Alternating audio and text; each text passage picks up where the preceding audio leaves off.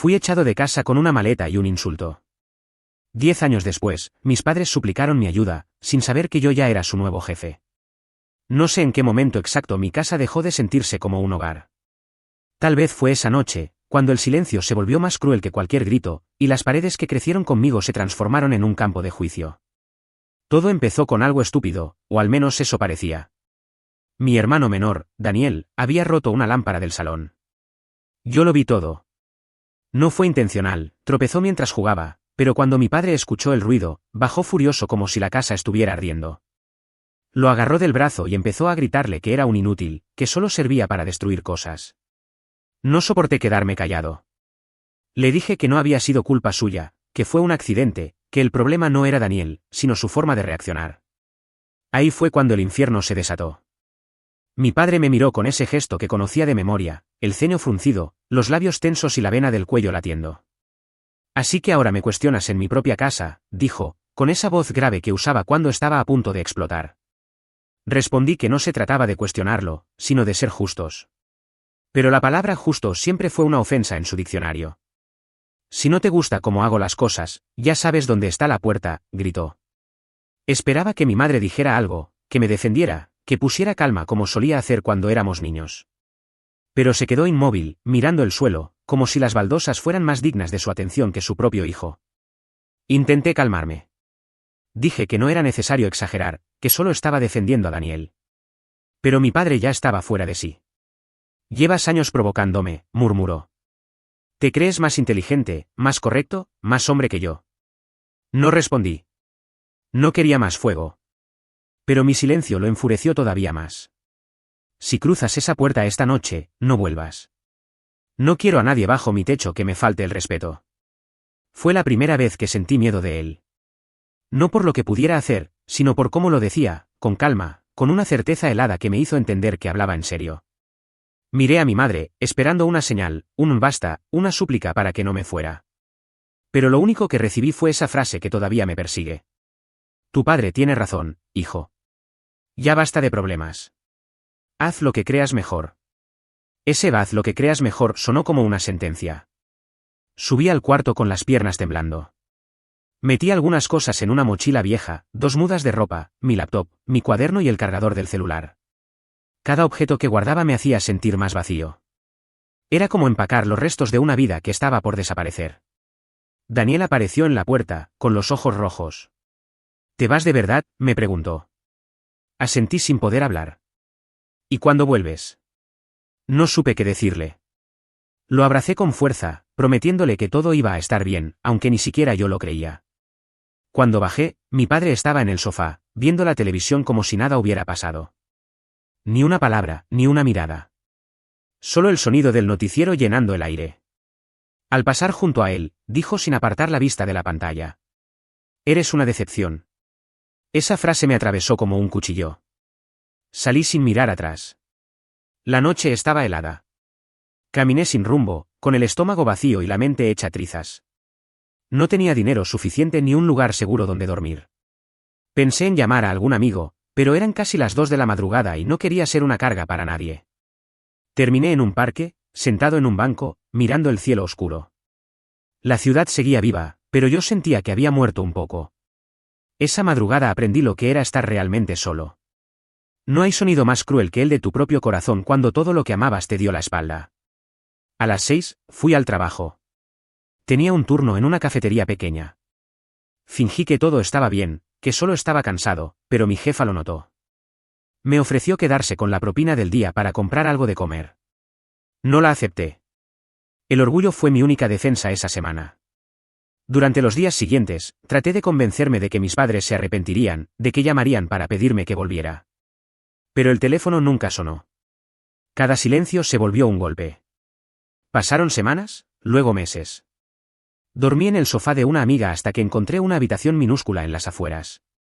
Aprendí a sobrevivir con lo justo, a estirar el dinero, a cocinar arroz con cualquier cosa que encontrara. Aprendí a no llorar todas las noches. Una tarde, mientras revisaba mis redes, vi una foto familiar publicada por mi madre. ¿Sonreían? Parecía que mi ausencia no había dejado hueco alguno. Fue el golpe final. Ahí entendí que mi familia no me había perdido, me habían borrado. El rencor se convirtió en combustible. Decidí que no iba a suplicar amor a quienes me habían enseñado que el cariño era condicional. Me prometí a mí mismo que volverían a pronunciar mi nombre, pero no por pena, sino por necesidad. Comencé a buscar nuevos trabajos, estudié cursos online, y cada pequeña victoria se sintió como una venganza silenciosa. No buscaba venganza en el sentido clásico. No quería verlos sufrir físicamente, quería que se dieran cuenta de lo que habían perdido, la persona que más los amó. Pero el destino tiene una forma cruel de girar las cosas. Un año después, recibí un mensaje inesperado. Era de mi madre. Corto, seco, sin saludo. Por favor, no hables mal de tu padre. Las cosas están difíciles. Ese mensaje me hizo sonreír, pero no de felicidad. Porque por primera vez entendí que algo en su mundo se estaba desmoronando. Y, aunque una parte de mí todavía los extrañaba, otra parte, la que ellos mismos habían construido con su desprecio, sentía algo más fuerte que el dolor: justicia. Aquella noche, recostado en mi cama vieja, pensé, quizás, solo quizás, el arrepentimiento había empezado a hacerles sombra. Y lo mejor de todo, es que apenas estaba comenzando. Cuando me echaron de casa, pensé que lo más difícil sería la soledad. Pero no. Lo peor fue descubrir que el mundo no siente compasión por nadie. Que allá afuera no importa quién te rompió, solo importa que sigas caminando aunque te estés desangrando por dentro.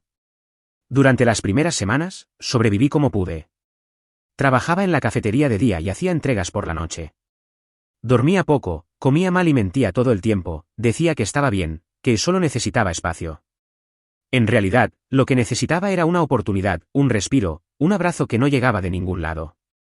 A veces, al cerrar la caja registradora, me quedaba mirando las luces de la calle por la ventana del local. Me imaginaba a mis padres cenando juntos, en silencio, quizás sin mencionar mi nombre. Y me preguntaba si alguna vez sentirían el vacío que yo cargaba cada mañana. Pero la vida no se detiene por el dolor de nadie. Me tocó aprenderlo a golpes. Un día, llegué al trabajo y mi jefa me informó que reducirían personal. Me quedé sin empleo en 5 minutos. Salí con mi delantal en una bolsa, sin saber a dónde ir.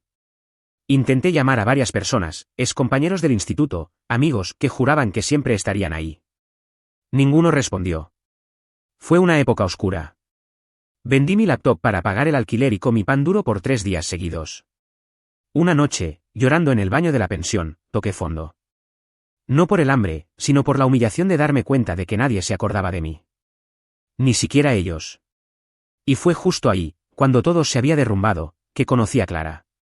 Era una clienta habitual del café. Una mujer de unos 30 años, siempre con libros y auriculares. La volví a encontrar en una entrevista de trabajo para una tienda de suministros informáticos. Ella era la encargada. Me reconoció de inmediato y me ofreció un puesto temporal, organizando inventario. Durante semanas trabajamos juntos, en silencio, hasta que un día me preguntó: ¿por qué tienes esa mirada de quien ya perdió demasiado? No supe qué responder. Pero le conté todo. Por primera vez, dije en voz alta que me habían echado de casa. Que mi padre me llamó decepción. Que mi madre solo bajó la mirada. Ella no me dijo lo siento. Me miró fijo y respondió: entonces demuéstrales que no tenían razón. Esa frase se me quedó grabada. Como si hubiera encendido una chispa en medio del desierto. Desde entonces, todo cambió. Comencé a estudiar por las noches. Aprendí a programar, a diseñar, a vender. Me inscribí en cursos gratuitos y pasaba horas viendo tutoriales en el celular que apenas funcionaba. Clara me ayudaba con lo que podía, me prestaba su computadora, me corregía los errores, me exigía más. Tienes talento, pero te saboteas, repetía. Y tenía razón. Durante años creí lo que mi padre decía, que nunca sería suficiente, que mis ideas eran una pérdida de tiempo. Pero mientras más aprendía, más entendía que no era incapacidad, era miedo. Miedo a ser algo sin su aprobación.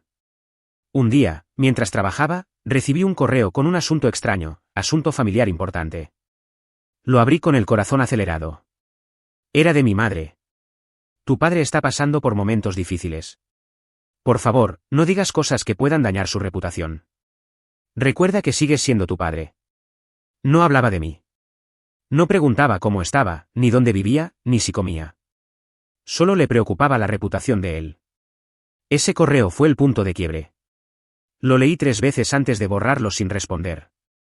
Pero dentro de mí algo se encendió. Si estaban tan preocupados por su reputación, significaba que algo se estaba derrumbando. Y yo estaba cansado de huir. Con el poco dinero que había ahorrado, abrí una página web para vender mis servicios como diseñador. Trabajaba de madrugada, dormía 3 horas por día, y soñaba con algo que parecía imposible: independencia. Las primeras semanas fueron un desastre. Nadie contrataba. Pero una tarde, Clara me consiguió una reunión con un cliente. Un restaurante que necesitaba renovar su marca. Pasé toda la noche diseñando. Cuando entregué el proyecto, el dueño quedó impresionado. Pagó el doble de lo acordado y me recomendó a otros. Así nació mi primer negocio, pequeño, invisible, pero mío. Cada contrato era una victoria personal contra todo lo que me habían dicho que no podría lograr. Y entonces, ocurrió algo que no esperaba. Una tía lejana me escribió por redes sociales.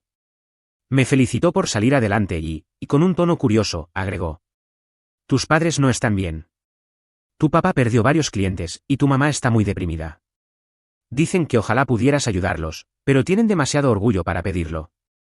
Leí ese mensaje una y otra vez, con una mezcla de rabia y satisfacción. No porque disfrutara de su desgracia, sino porque la vida, al fin, parecía poner las cosas en su lugar. Recordé las noches que pasé hambriento, los insultos, el desprecio, la soledad. Y por primera vez no sentí tristeza, sino una calma extraña. Tal vez el universo no olvida. Esa misma noche, mientras terminaba un diseño, me detuve frente al monitor y pensé: si algún día me piden ayuda, la tendrán. Pero no gratis.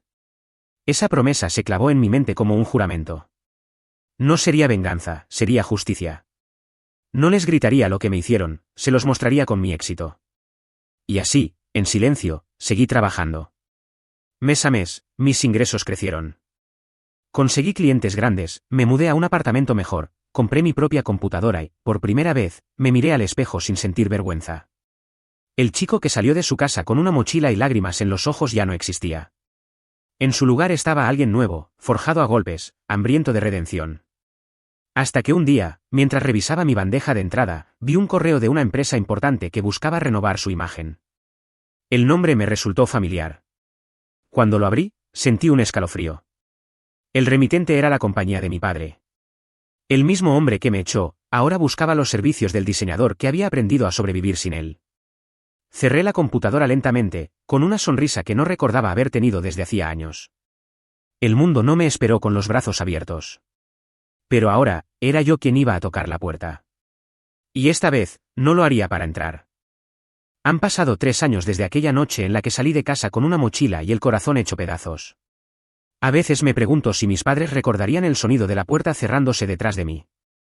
Si, en algún momento, se arrepintieron realmente o si solo ahora, cuando las cosas se les escapan de las manos, se dan cuenta de lo que perdieron. Yo sí recuerdo cada detalle. No para sufrir, sino para no olvidar quién fui y todo lo que tuve que quemar para convertirme en quien soy. Mi negocio creció más rápido de lo que jamás imaginé.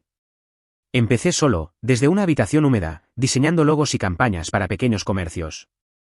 Hoy tengo un equipo de 7 personas, clientes internacionales y una reputación que se construyó sin favores ni apellidos. A veces me invitan a dar charlas sobre emprendimiento, y cuando subo al escenario con mi nombre en la pantalla, siento una mezcla de orgullo y tristeza. Orgullo por haber llegado ahí, tristeza por saber que lo logré a pesar de mi familia, no gracias a ella.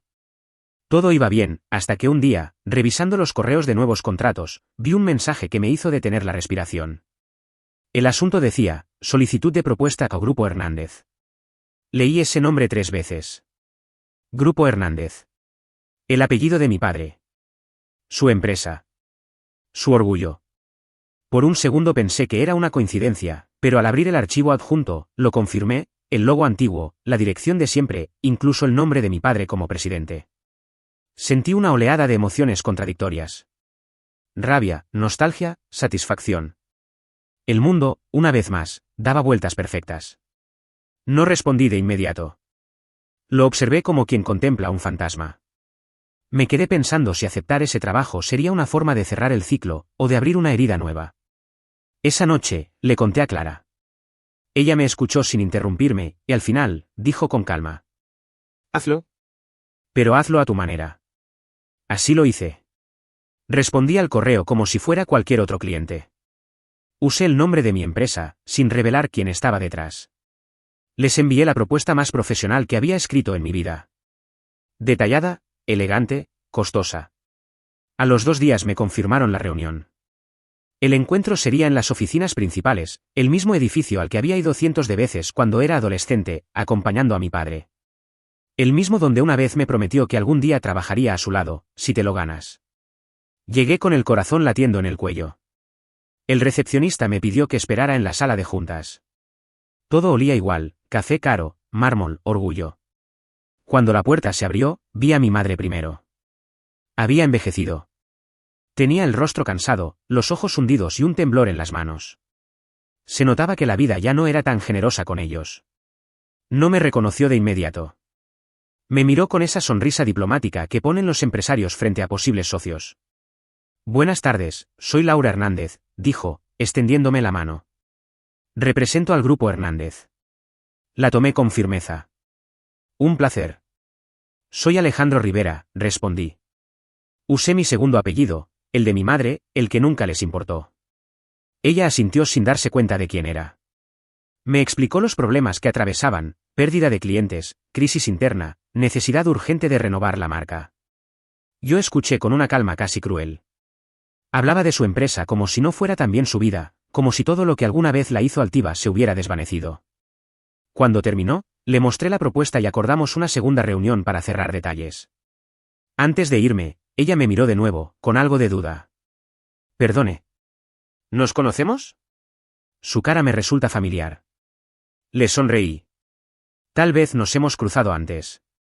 El mundo es pequeño. Salí del edificio con una sensación eléctrica corriendo por mis venas. No era venganza todavía, pero el tablero ya estaba preparado. Durante las semanas siguientes trabajé con su equipo. Rediseñé la marca, modernicé su página web y reconstruí la identidad de la empresa que mi padre había dirigido con puño de hierro. Todo bajo un contrato que lo obligaba, sin saberlo, a pagarme cada centavo. Una tarde, mientras supervisaba los avances, escuché una voz que me heló el cuerpo. ¿Qué hace usted aquí? Me giré y ahí estaba él. Mi padre. Más delgado, con el cabello gris, pero con la misma mirada de superioridad que siempre usó para aplastarme. Por un segundo pensé que me reconocería al instante, pero no.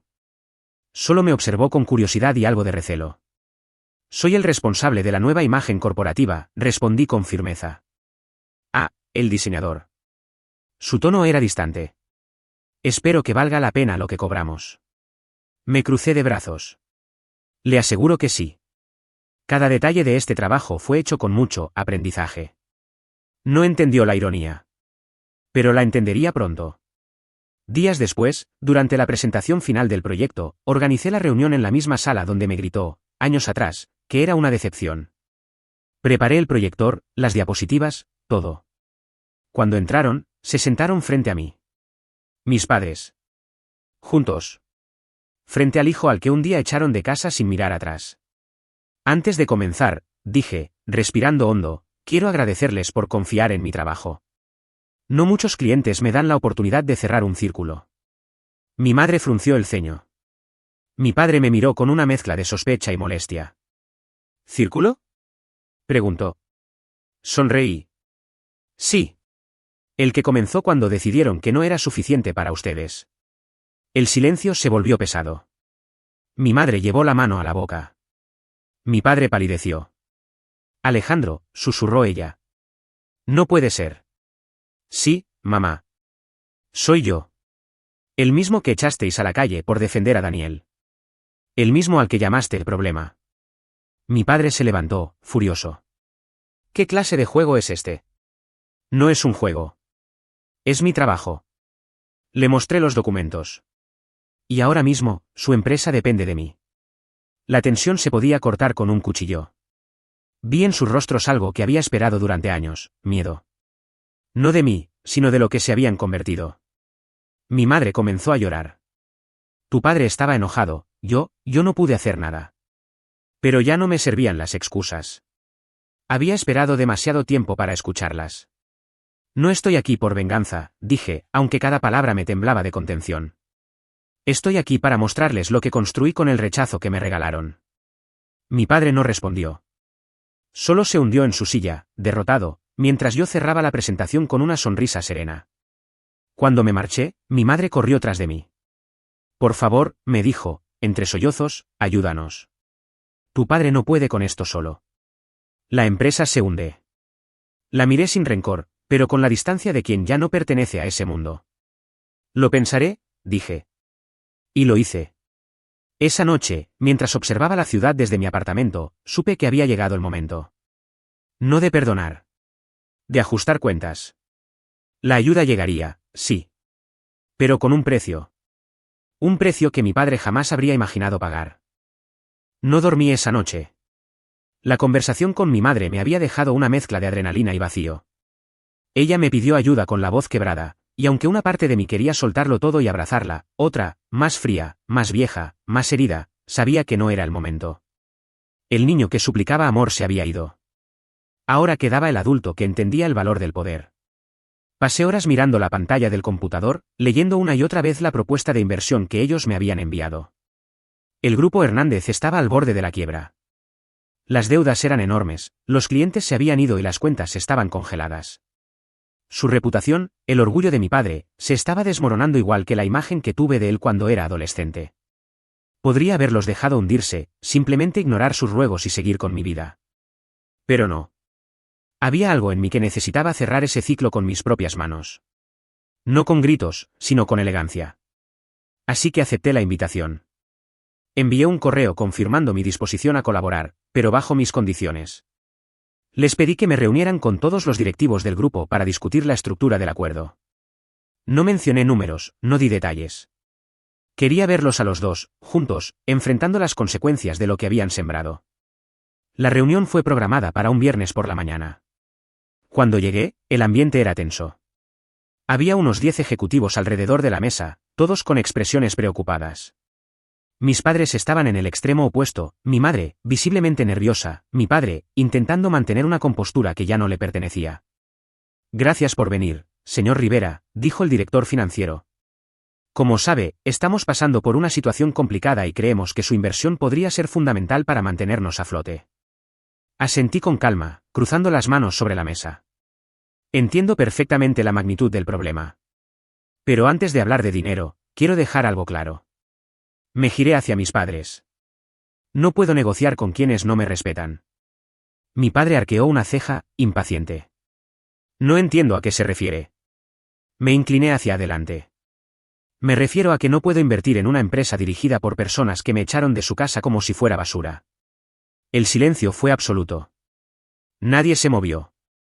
Mi madre bajó la mirada, y mi padre apretó la mandíbula hasta que su rostro se tensó de rabia. ¿Así que esto se trata de venganza?, dijo con desprecio. No. Mi voz fue serena, pero firme. Se trata de consecuencias. Vi cómo las palabras lo golpeaban como una bofetada. Lo que te dije aquella noche, empezó mi madre, temblando. No sabes lo que sufrí después, Alejandro. No fue mi decisión. Tu padre me obligó. Yo quería ir a buscarte, pero él, se llevó las manos al rostro. Él me lo prohibió. La miré en silencio. Durante años había fantaseado con escuchar esa confesión, pero ahora que la tenía frente a mí, no sentí alivio. Solo cansancio. No me sirve que me lo digas ahora, mamá. Tu silencio fue tan cruel como sus gritos. Ella rompió a llorar. Mi padre intentó hablar, pero lo interrumpí. No me interesa su perdón. Ni su arrepentimiento. Si quieren mi ayuda, la tendrán. Pero bajo mis reglas. ¿Y cuáles son esas reglas?, preguntó con arrogancia. Saqué de mi carpeta un documento y lo deslicé sobre la mesa. Quiero el control mayoritario de la empresa. El 60% de las acciones. Y que usted, señor Hernández, renuncie públicamente al cargo de presidente. Mi padre se puso de pie, rojo de furia. ¿Estás loco? Ni aunque me estuviera muriendo. Eso pensé. Recogí mis papeles y me levanté. Entonces no hay trato. Cuando estaba por salir, mi madre se levantó y lo sujetó del brazo. Por favor. Le suplicó. No tenemos otra opción. Si no acepta, lo perderemos todo. Él la miró con el mismo desdén que me dedicó toda mi vida.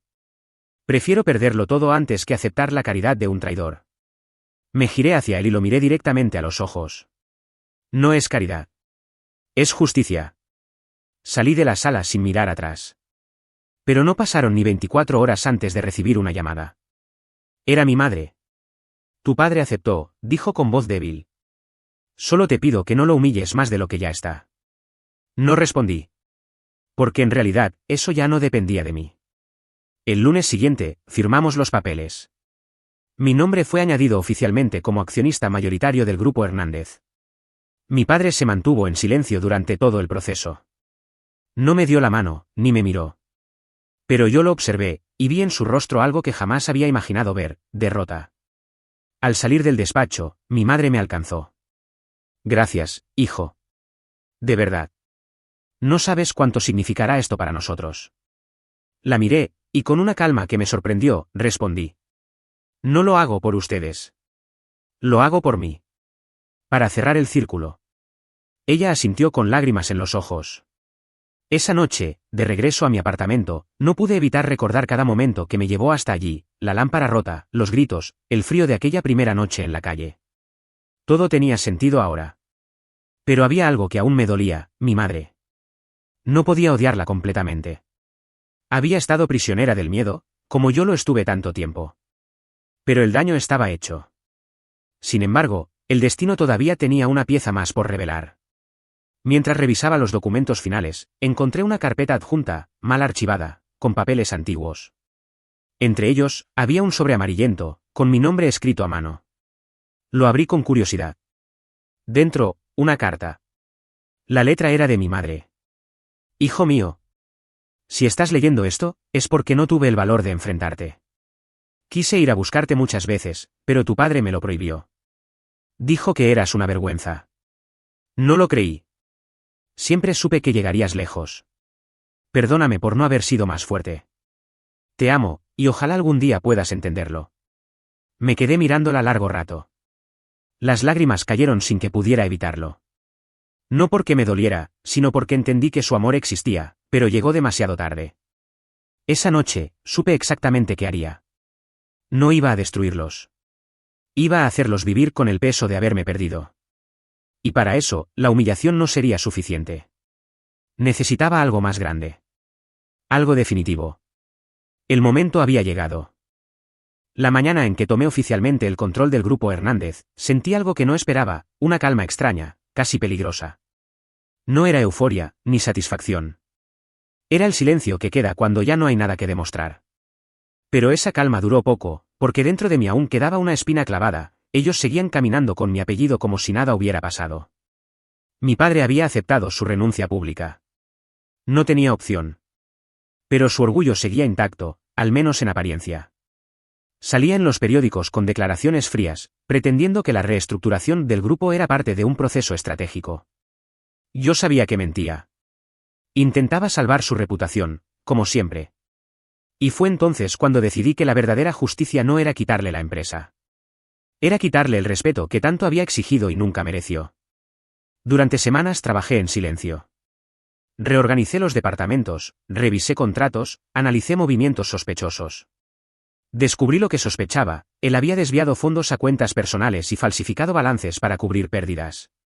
Tenía pruebas sólidas. Llevé los documentos a mi despacho, los puse sobre la mesa y me quedé mirándolos durante minutos. Ese era mi as bajo la manga.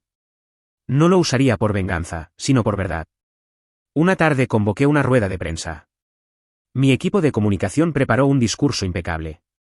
No mencionaría su nombre directamente, pero todos entenderían. Cuando subí al estrado, el murmullo en la sala era intenso. Los periodistas sabían que algo grande estaba por revelarse. Tomé aire y hablé con voz firme. Hoy comienza una nueva etapa para el Grupo Hernández. Una etapa basada en la transparencia, la ética y el respeto.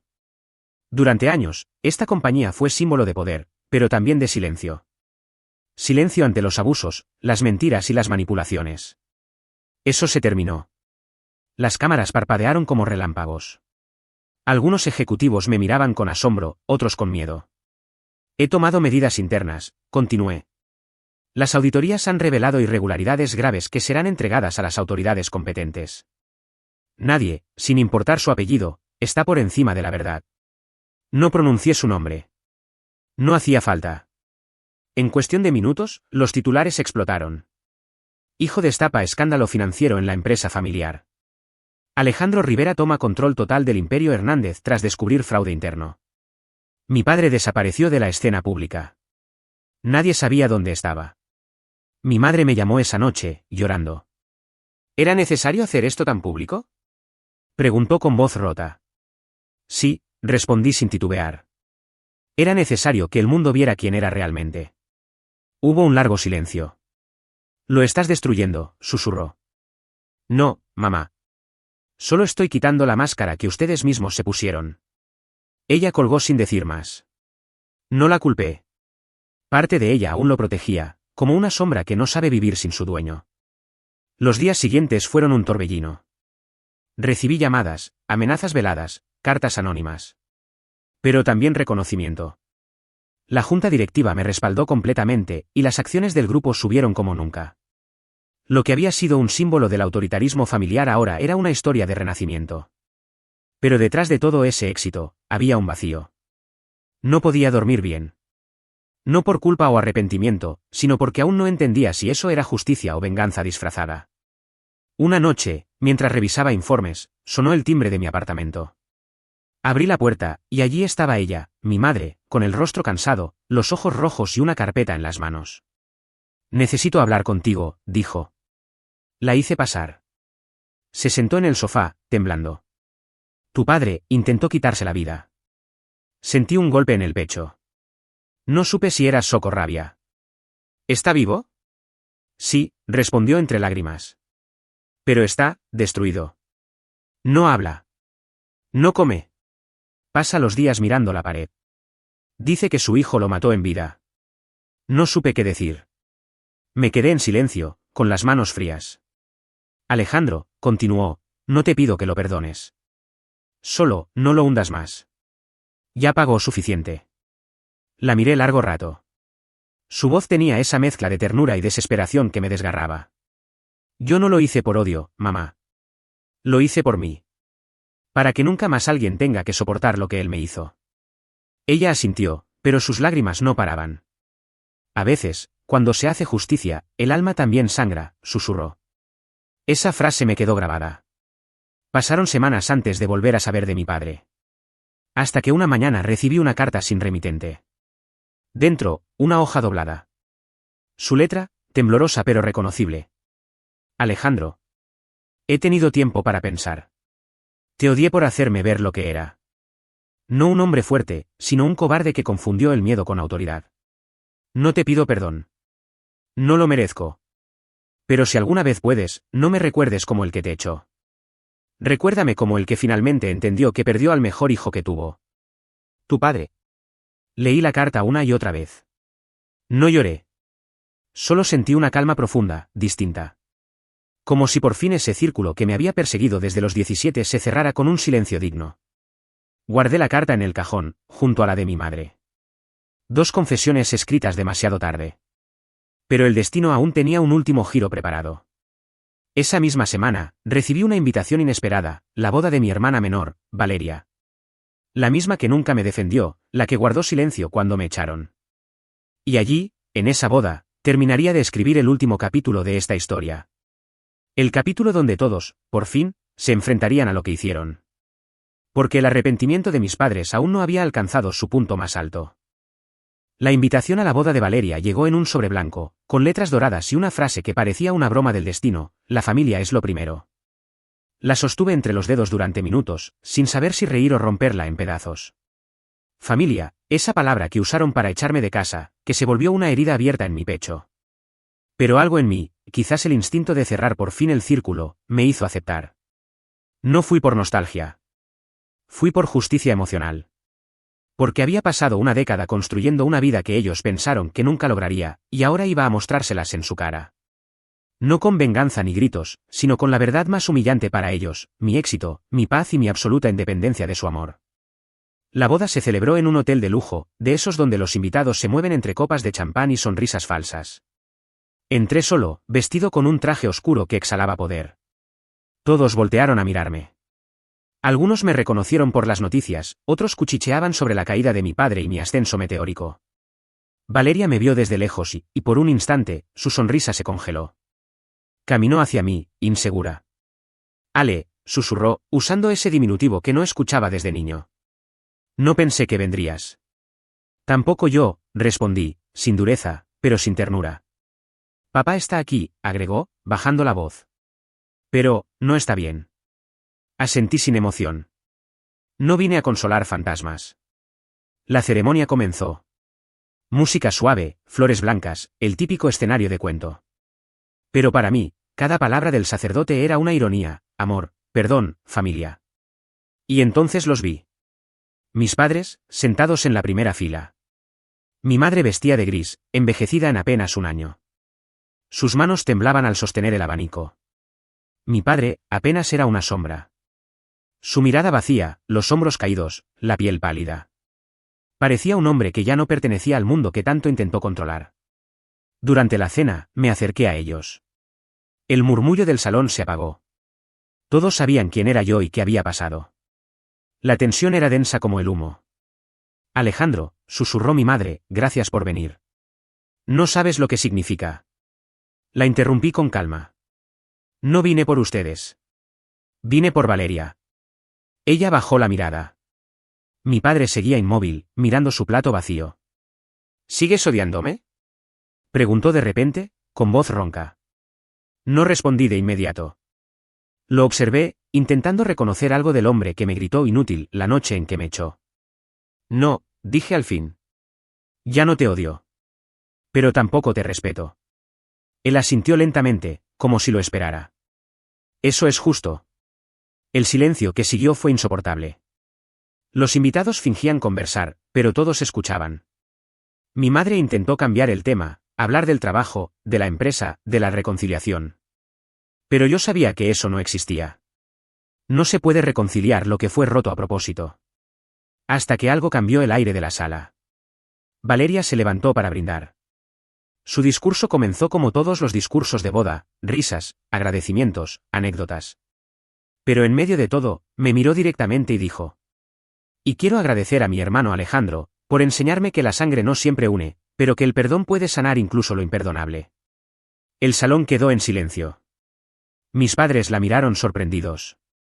Ella continuó: porque si alguien aquí merece respeto, no es quien heredó un apellido, sino quien construyó su propio nombre después de ser expulsado por los que debieron protegerlo.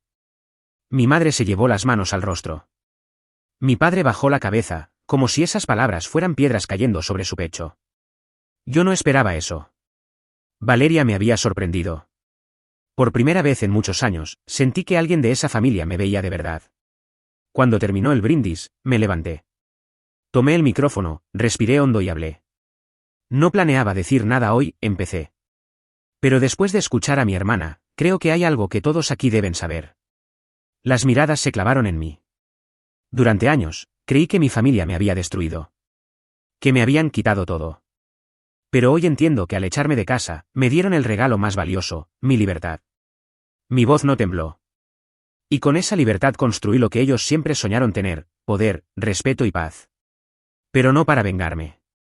Sino para demostrar que nadie puede condenarte si tú mismo decides levantarte.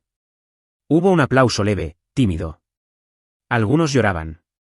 Mis padres, en cambio, permanecían inmóviles. Entonces di el último golpe. Hoy, no busco perdón. Ni ofrecerlo. Solo quiero que sepan que los perdoné hace mucho. No porque lo merezcan, sino porque no merecen seguir viviendo dentro de mí. Solté el micrófono. El sonido del impacto contra la mesa resonó en el salón. Y fue entonces cuando sucedió algo que jamás hubiera imaginado. Mi padre se puso de pie. Las manos le temblaban, los ojos vidriosos. Caminó hacia mí lentamente, hasta quedar frente a frente. Y luego, ante todos los presentes, se arrodilló. Hijo, su voz se quebró, lo siento. Mi madre se levantó y lo siguió, cayendo de rodillas junto a él. Perdónanos, por favor. El murmullo del público se convirtió en un silencio total. Nadie respiraba. Yo tampoco. Durante años soñé con ese momento. Con verlos arrodillados, reconociendo lo que me hicieron. Pero ahora que lo tenía frente a mí, no sentí placer ni venganza. Solo una paz tan profunda que me hizo cerrar los ojos. Me agaché, los miré a ambos y dije, con voz tranquila: ya están perdonados. Pero no me pidan volver.